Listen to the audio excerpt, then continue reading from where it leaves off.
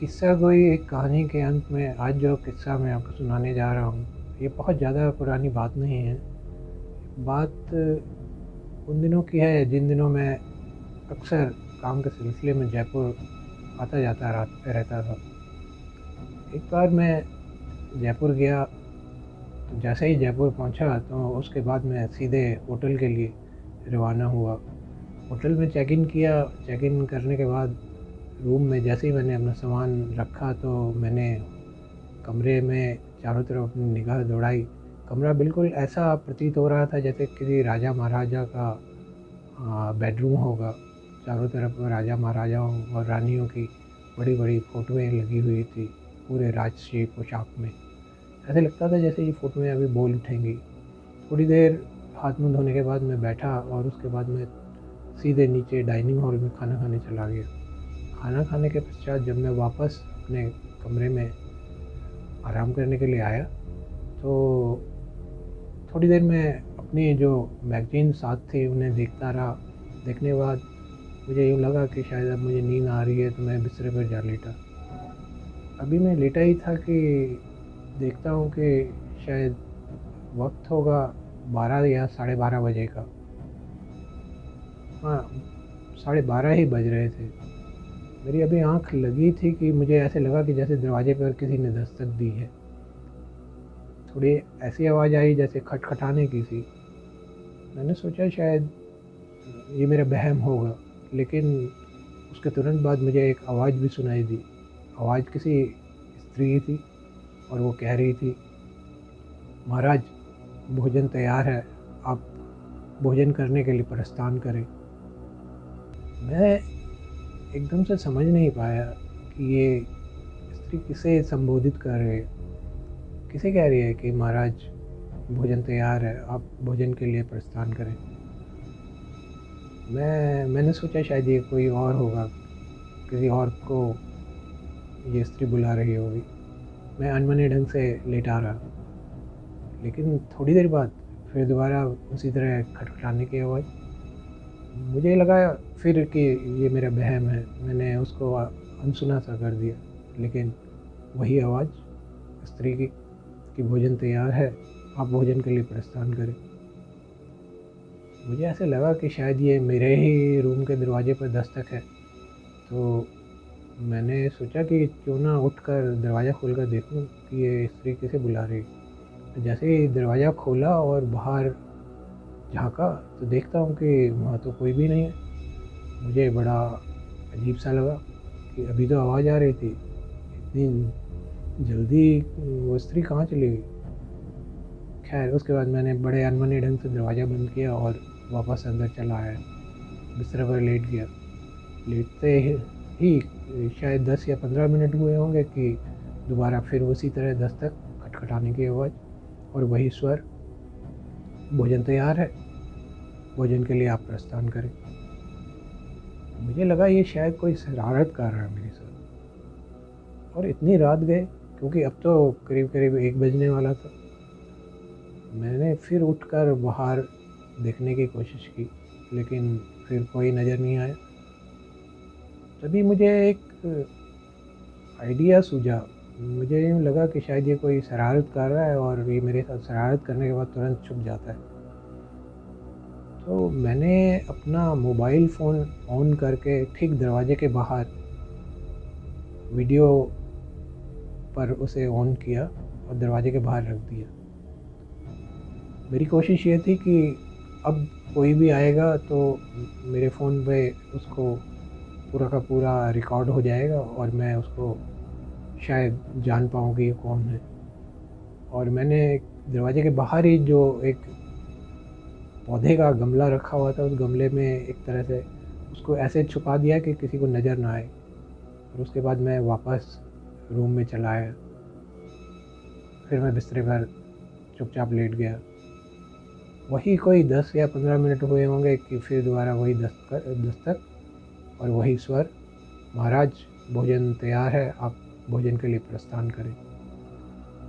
अब तो मुझसे रहा नहीं गया। मैं थोड़ी देर चुपचाप बैठा रहा।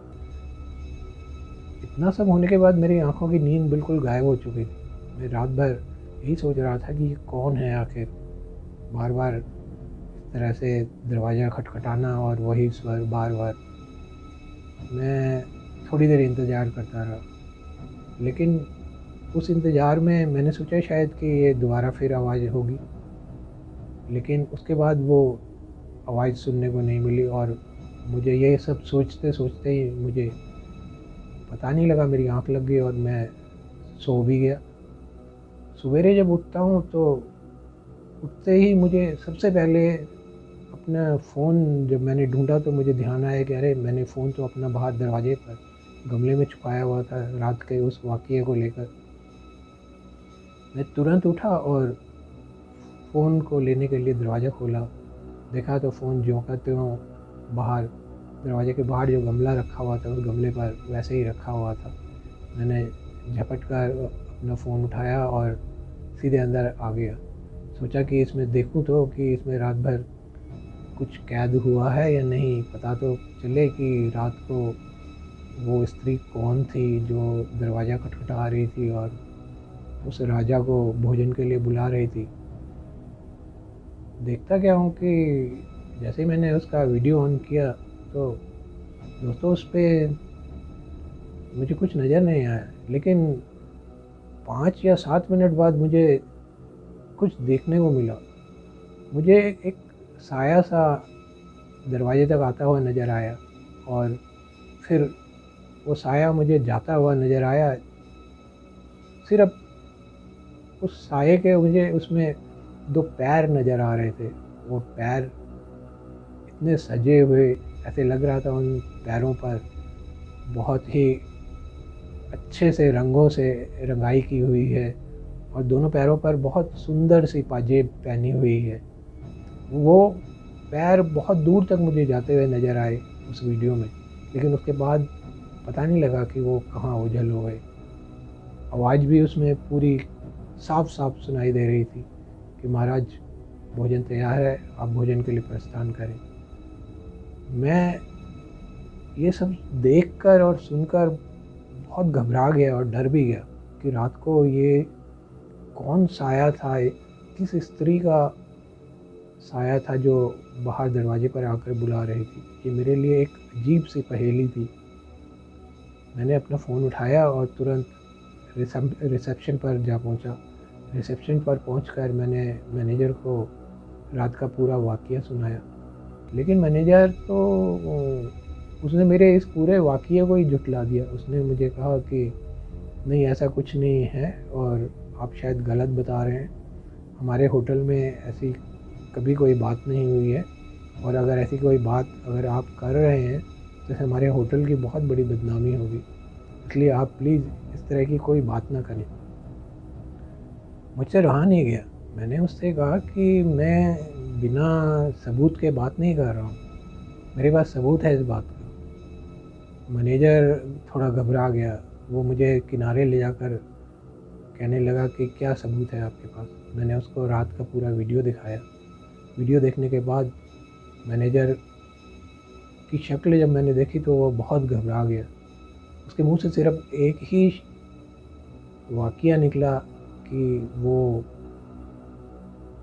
फिर दोबारा आने लगी है, इसका मतलब। मैंने उससे पूछा इसका क्या मतलब हुआ, कौन आने लगी है। मैनेजर ने मुझे कहा कि कई साल पहले इसी कमरे में एक राजा और रानी दोनों ठहरे थे, लेकिन पता नहीं क्या वजह थी कि रानी उस रात मृत पाई गई।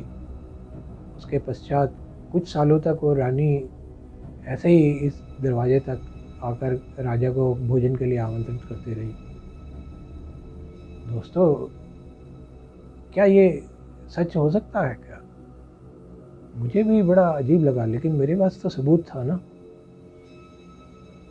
मैं आज तक यही सोचता रहा कि ये सब बातें झूठ हैं, लेकिन जब मैंने खुद अपनी आँखों से और अपने कानों से ये सब सुना तो आज मुझे लगता है कि कहीं ना कहीं ये मन का वहम नहीं, हाँ कुछ तो है।